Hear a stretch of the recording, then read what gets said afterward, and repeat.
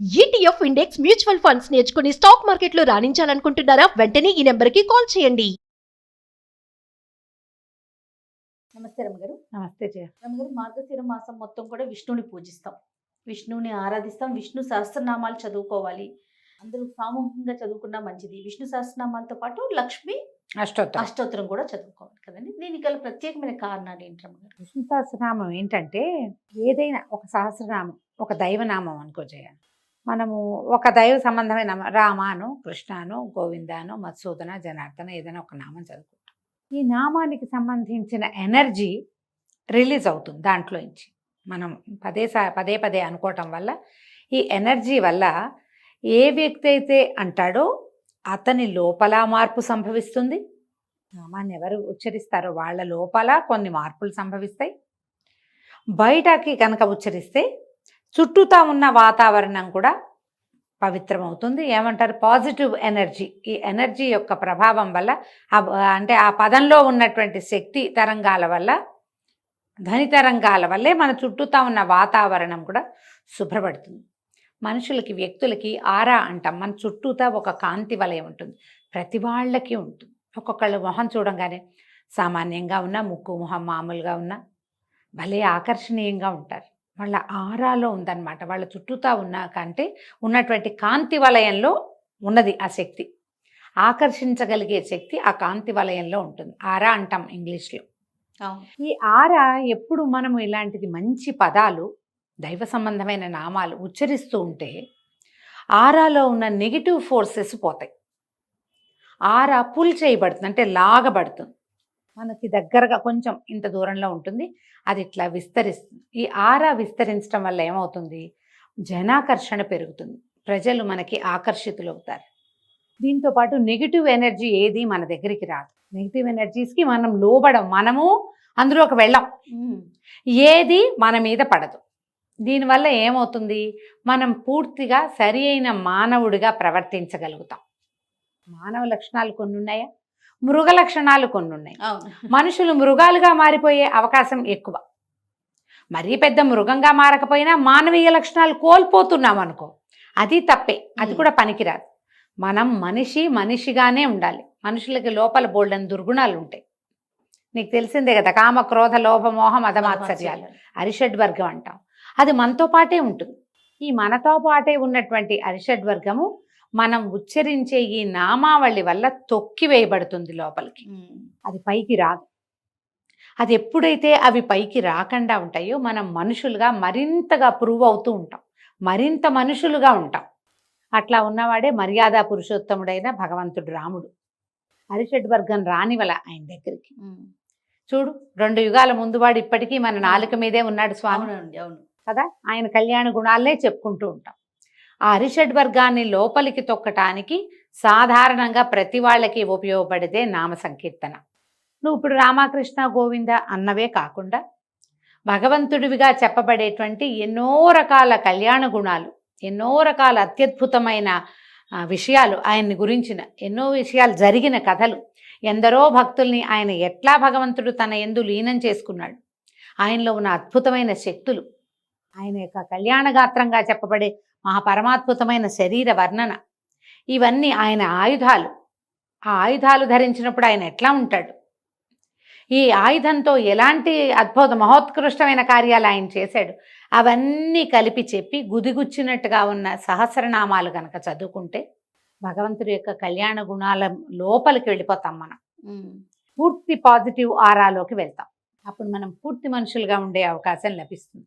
దీంతో పాటుగా మనతో పాటే ప్రపంచం అంతా దేనితోటి నడుస్తుంది? ప్రకృతితోటి నడుస్తూ ఉంటుంది ఇదంతా. దీంట్లో 9 గ్రహాలు ఉన్నాయి, నవగ్రహాలు, భూమి, ఆకాశము ఉన్నాయి. వాళ్ళ మధ్యలో మనం తిరుగుతూ ఉంటాం. ఈ గ్రహాలు ఒకటి మనకి పాజిటివ్గా తిరుగుతుంది, ఒకటి నెగిటివ్గా తిరుగుతుంది. ఒక్కొక్కటి ఎదురు వస్తే మనకి ఏదైనా ఇబ్బంది రావచ్చు, ఒక్కొక్కటి వెనక్కి వెళ్తే మనం ఇబ్బందుల్లో పడవచ్చు, ఒకటి ముందుకు వస్తే మనకి ఏదైనా కొత్తది రావచ్చు. ఇలాంటి నామావళి గనక చదివే అలవాటు ఉన్న వాళ్ళకి ఈ గ్రహాలు కూడా సంతులనంగా వెళ్తాయి. గ్రహం అటు తిరిగిపోయినా నీకు సమస్య ఉండదు, ఎందుకంటే భగవన్నామం నీతో ఉంటుంది కాబట్టి. మనం ఈ బ్యాలెన్స్ కోసమే, మన జీవితాల్లో ఈ హార్మోనీ కోసమే మనం ఏం చేస్తాం? నామపారాయణైనా చేస్తాం, దేవాలయ దర్శనమైనా చేస్తాం. అన్నప్పుడు దేవాలయ దర్శనం కుదరకపోవచ్చు, కానీ నామ సంకీర్తన మనకు మనమే చేసుకోవచ్చుగా. అవును. ఒకటి చిన్న చిన్న నామాలు కాకుండా మాలలుగా ఉన్నటువంటి చక్కగా వరుసగా మొదలుపెట్టి చెప్పబడినటువంటి నామాలు చదువుకుంటే విశేషమైన ఫలితం లభిస్తుంది. అందుకని సహస్రనామం చెప్పబడింది. విష్ణువుని కనుక మనం ఎక్కువగా తలుచుకుంటే చాలా గ్రహాలు మనని ఏమంటారు మన యందు సానుకూలంగా ఉంటాయి. అందుకని విష్ణు సహస్రనామం చెప్పారు. ఈ మార్గశిరాన్ని ఏమంటారు యమదంశలుగా చెప్పబడే మాసాల్లో మార్గశిరం ఒకటి. మరణాలు ఎక్కువ డిసెంబర్లో. డిసెంబరే చాలా చెడ్డ మాసం. ఎక్కువ మంది మరి చలికి వాటికి అన్నిటికీ అన్ని రకాలు అనుకో, కానీ ఎందుకనో మనకి సంప్రదాయాల్లో ఇది చెప్తారు. నెల పట్టినాక కొంచెం ఎక్కువ నెలపట్టాక ఇంకా ఎక్కువ చూస్తాం. నిలబట్టాక ఇంకా ఎక్కువ చూస్తాం. మార్గశిరమే అలాంటిది. చలి పెరిగిపోతుంది. అందుకని ఇలాంటప్పుడు మనకి ఈ జీవశక్తిని మరింతగా పెంచేటువంటి సహస్రనామ పారాయణ మంచిది. ఇందులో విశేషంగా ఎవరు చేయాలి ఎవరు చేయకూడదు అంటే అందరూ చేయాలి. అందరూ చెయ్యొచ్చు. ఎప్పుడు చేయాలి? సాయంకాలం చేస్తే చాలా మంచిది. సాయంత్రం అనుసంధానం చేయాల్సిన స్తోత్రాల్లోనే విష్ణు సహస్రనామం చెప్పబడింది. మీరు పొద్దున చదువుకుని సాయంత్రం కూడా చదువుకోవచ్చు. ఈయన్ని అనుసంధానం చేసి మనం విష్ణు సహస్రనామం చదువుకుంటే ఆయనతో పాటు మనం లక్ష్మీ అష్టోత్తరం కూడా చదువుకోవాలి. అయితే మళ్ళీ ఏ గ్రహాలు ఎవరికి, ఏ నక్షత్రం వాళ్ళకి, ఏ రాశి వాళ్ళకి అంటే అన్ని రాసుల వాళ్ళకి ఉపయోగపడే ఒక ప్రత్యేకమైన విషయం ఉంది విష్ణు సహస్రంలో. మామూలుగా మనకి ఎన్ని నక్షత్రాలు? 27. ఒక్కొక్క నక్షత్రానికి 4 పాదాలు ఉన్నాయి కదా. 27 × 4 ఎంత? 108. విష్ణు సహస్రనామంలో విశ్వం విష్ణుర్వ షట్కారో దగ్గర నుంచి చివరి దాకా 108 శ్లోకాలు ఉన్నాయి. ముందు పూర్వపీఠిగా ఉంది, ఉత్తర పీఠిగా ఉంది. పూర్వపీఠికలో భీష్మ యుధిష్ఠిర సంవాదం కనపడుతుంది. తర్వాత భగవంతుడు చెప్పినవి కూడా కనపడతాయి. భగవంతుడు చెప్పింది, శివపార్వతుల సంవాదం, అర్జున ఉవాచ, ఇవన్నీ కనపడతాయి కదా. ఈ మధ్యలో ఉన్న నామాలు ఉన్నాయి కదా, 108 నామాలు మాత్రమే ఉన్నవి. ఈ 108ని లెక్క పెట్టుకోవాలి మనం. ఒక్కొక్క నక్షత్రానికి 4 శ్లోకాలు చొప్పున అశ్విని, భరణి, కృతిక, రోహిణి, మృగశిర, ఆర్ద్ర లైన్ ఉన్నాయి కదా. ఈ లైన్ ప్రకారము ఒక్కొక్క అశ్విని నక్షత్రానికి మొదటి 4 శ్లోకాలు, భరణికి 5, 6, 7, 8, కృతికకి 8, తర్వాత 9, 10, 11, 12 ఇట్లా ఒక్క పాదం, మీ పాదం ఏదో ఆ ఒక్క శ్లోకమే చదువుకున్నా మంచిదే. లేదా మీ నక్షత్రం ఏదో ఒక్కొక్కసారి ఈ పాద నిర్ణయం కొంచెం అటు ఇటు అవ్వచ్చు. మొదటి పాదం రెండో పాదం కన్ఫ్యూజన్ ఉంటుంది. సమయాలను బట్టి పంచాంగంలో ఒకటి ఉంటుంది, క్యాలెండర్లో ఒకటి ఉంటుంది, ఆన్లైన్ కొడితే ఇంకొకటి వస్తుంది, ఇలా వస్తాయి. అవును. అందుకని ఏం చేయొచ్చు మనం? మన నక్షత్రానికి 4 శ్లోకాలు. ఈ 4 శ్లోకాలని చాలాసార్లు మనం చదువుకోవచ్చు. మొత్తం నామాలు చదవలేము అని అనుకున్న వాళ్ళు మీ 4 చదువుకోవచ్చు. అయితే ఇందులో ఒక పద్ధతి చెప్తారు. మనకు సంబంధించిన 4 శ్లోకాలు ఉన్నాయి కదా, ఈ 4 మొదట చదివి విష్ణు సహస్రనామం మొత్తం చదివేసుకుని మళ్ళీ మన 4 ఇంకొకసారి చదువుకోవచ్చు. లేదా ఇంకో మెథడ్ చెప్తాను చూడు, సంపుటీకరణం అంటారు. మన పాదం ఏదో మనకి తెలుసు ఖచ్చితంగా, 3వ పాదం తెలుసు. మన 3వ పాదానికి ఒక శ్లోకం వస్తుంది, 2 లైన్స్ ఒక శ్లోకం వస్తుంది. ఈ శ్లోకాన్ని విష్ణు సహస్రనామపు ప్రతి శ్లోకంతోటి చదువుకోవచ్చు. ముందు మనది, తర్వాత సహస్రనామాల విష్ణుర్వ షట్కారో భూత భవ్య భవత్ ప్రభు భూత కృద్భూత భృద్భావో భూతాత్మా భూత భావన అన్నామా.